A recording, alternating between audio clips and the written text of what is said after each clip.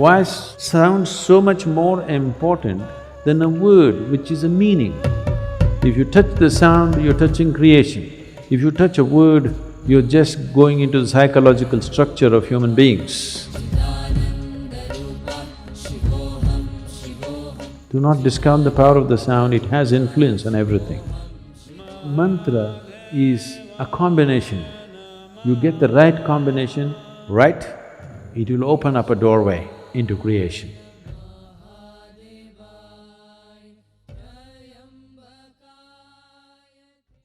Yes. Is it okay to chant mantras without knowing the meaning? Mantras have no meaning. See, there are two dimensions to a mantra. Mantras are not supposed to have any meanings in the tradition. There are different types of mantras. Unfortunately, the mantras which are normally known, they have given them meanings so that people can involve. Because there are lots of idiotic people who cannot involve with anything that's meaningless. That is why they miss the sunrise, the sunset, the moon, the full moon, everything they miss because it's meaningless. What is the meaning of a full moon? There is no meaning, only if you're in love it means a lot. Otherwise, what is it? Nothing. It's not meaningful means it is not useful. So, all the idiots on the planet will do only meaningful things. Yes, because they have no intelligence to recognize life and the many facets of life. It is not because you have attached a stupid meaning to it, it exists. It exists beyond you. It existed before you, it will exist beyond you. It is not because you give it a meaning, it's become useful or not useful. So the stupid in the world will do meaningful things. They may be intellectual, but life stupid, they have no life sense. If you have life sense, you will see it is the most meaningless things which really set you on fire, isn't it so? No? So they created two kinds of mantras. One larger set of mantras which have no meaning, just pure sound. You will see this in our music also. The Yaksha program happened just now and many of our people who are looking for meanings were thoroughly bored because they're doing alap for 40 minutes, Say something, say at least Shiva, Shambho, something. No, They're not getting the point because it's about the sound.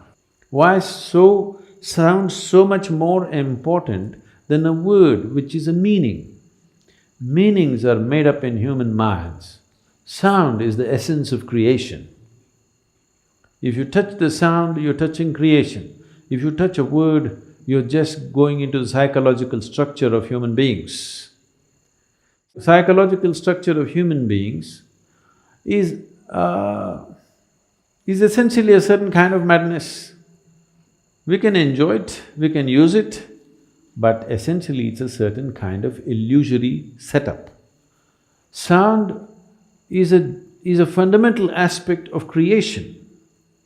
If you have mastery over sound, you have mastery over creation itself in a certain way, because creation is just a complex amalgamation of sounds. It's the blueprint of creation. But meanings are human things. You know, the same words mean different things in different languages, even in India. You know this. The same word means different things because it's all made up. The sound is not made up. Sound is part of the creation. Sound is part of the existence. Sound is part of making the creation happen. Right now, the whole creation is reverberating in a certain way. You cannot hear it, it doesn't matter. But the words and meanings are a human making. It is meaningful only as a conspiracy. When I say a conspiracy, do you hear what the cricket is saying? What is he saying? You don't know, but they're talking. They're also like you. Some of them are just making sound, just doing alap. Just sound, simply enjoying the sound. Enjoying the creation in one sense means enjoying the sound of it.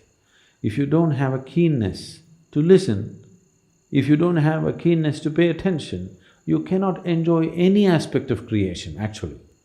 You will only enjoy psychological patterns in your head. So this is the reason why most human beings want to speak, most of the time they want to be talking. Not because they have something to say, because they have to find meaning. Simply, either silence or sound, both are too overwhelming. That is why when we say spiritual process, first thing is silence. If you are psychologically very stable, you may say, okay, 30 days silence, 60 days silence. If you're psychologically fragile, we'll say, okay, 3 days. 3 days also people go crazy, we'll say, okay, half a day silence, up to noon silence, after that you blabber. They usually make it up afternoon. Those of you who talk a lot, you know, meaning is meaningless. You can simply talk. A whole lot of people are experts, they can simply speak without any meaning. They have understood the importance of sound. They can go on talking without making any meaning. Now, if you were a bird, we would pardon you. If you were this one, we would be okay. Or if you're a musician, you would be okay to make meaningless sounds. If you're speaking, you're expected to make some meaning. So mantra is not to be spoken, it is to be chanted. Chanting means chant is of the sound, not of the meaning. Meaning is of speech, meaning is of the word, written word and spoken word. Meaning does not belong to a chant. A chant is simply a sound, a reverberation. So if you do not know the meaning, it's the best way to chant, if you ask me. Simply, absolutely involved with the sound and saying it. But first of all, what you are uttering, is it a mantra or is it a bhajan or is it a sankirtan? You must look at it. If it's a mantra, mantra means a pure sound. It need not have any meanings. You can give it whatever meaning you want to start with, because without meaning you cannot be involved. But once you know how to be involved, you should not give it any meaning. Om Namah Shivaya does not mean you go on imagining one man sitting there on top of a mountain with something happening around him. No. Initially, if that's the only way you can be involved, you can look at the Sivakasi picture. Okay? Once you know how to be involved with the sound, you get rid of the man. He's not needed, he's a disturbance. I'm telling people in Sanyama, they're chanting. Their question is, if Shiva comes, I'm calling so many times, if he comes, just ignore him. Because that's not the thing about mantra. The mantra is that you involve yourself in the sound, because you yourself, your physical thing is a certain pattern of sound. Right now you're trying to make yourself into a different pattern of sound, so that this sound becomes an access point to the larger sound which you call as the cosmos. A larger arrangement of sounds is cosmic in nature. Now, you use a certain key sounds in a particular arrangement, you know. In the safes, the locks are called a combination lock. So you have to just get it right for it to open. So mantra is a combination. You get the right combination right, it will open up a doorway into creation. It is not the meaning. Whatever meaning you give it, however high or low you think the meaning is a made-up thing. It's a psychological process. It has no existential meaning. No word has any existential meaning. Right now, whatever English words we're uttering doesn't mean anything to the trees. But if you can… actually these experiments have been done. If you sit here and sing beautifully, I cannot do that, but if you sit here and sing really properly, the tree is full of flower. It could be because of yaksha. Okay, the rains have aided it, but do not discount the power of the sound. Do not discount the power of the sound, it has influence on everything. Or if you chant a mantra, the tree may respond to it. If you sing music, it may respond to it. If you just generate a thought, it may respond to it. But if you speak, it will not respond. This is true with the tree, this is true with the divine.